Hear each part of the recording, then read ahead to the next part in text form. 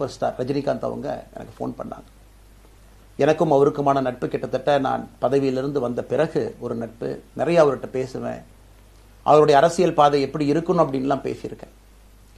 அப்போ திரு super star அவர்கள் இங்கே டெல்லியிலிருந்து திரும்ப வரணும், அவருடைய இயக்கத்தில் இணைய வேண்டும் என்ற வேண்டுகோளை ஆகஸ்ட் 24 ஒரு நாளைக்கு முன்னாடி பிஜேபியில் சேரும் பொழுது வைத்த பொழுது 3 விஷயம்தான் என் கண் முன்னாடி இருந்துச்சுங்க. தமிழ்நாட்டுக்கு எது நல்லது, அது எந்த மாற்று கருத்தும் இல்லை. சூப்பர் ஸ்டார் அரசியலுக்கு வர்றதுதான் தமிழ்நாட்டுக்கு நல்லது. சூப்பர் ஸ்டாருக்கு என்ன நல்லது, அவர் அரசியலுக்கு வராமல் இருக்கிறது தான் அவருக்கு நல்லது. கோவிட் காலகட்டத்தில் அவருக்கு இருக்கக்கூடிய உடல் பிரச்சனைகள் அதையே பார்த்துக்கணும். முதல்ல அவர் ஆரோக்கியமாக சந்தோஷமாக இருக்கணும்.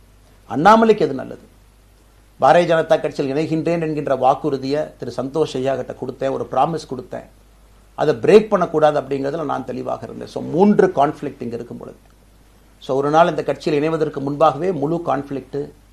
அன்னைக்கே ரஜினிகாந்த் ஐயா பேசி அந்த ஃபோன் காலுக்கு முதல் முறையாக மறுத்து, ஐயா மன்னிச்சுக்கங்க என்னால் வர முடியாது என்று சொல்லி பாரதிய ஜனதா கட்சியில் அடுத்த நாள் இணைத்துக் கொண்டேன். அதன் பிறகு சூப்பர் ஸ்டார் அவங்களை பார்த்து மன்னிப்பு கேட்டேன். அவரும் பெருந்தன்மையாக அவருடைய அரசியல் பாதையை அவரும் பெருந்தன்மையாக அடுத்து தீர்மானித்தார். எதுக்கு இதை நான் சொல்கிறேன் அப்படின்னாங்க, சில யூகங்களுக்கெல்லாம் இன்று முற்றுப்புள்ளி வைக்க வேண்டும் என்பதற்காக மட்டும்தான் இதை நான் சொல்கிறேங்க, வேறு எந்த காரணமும் கிடையாது. இன்றைக்கும் சூப்பர் ஸ்டார் அவர்கள் மீது பெரும் மதிப்பும் மரியாதையும் வைத்திருக்கக்கூடிய மனிதன் நான்.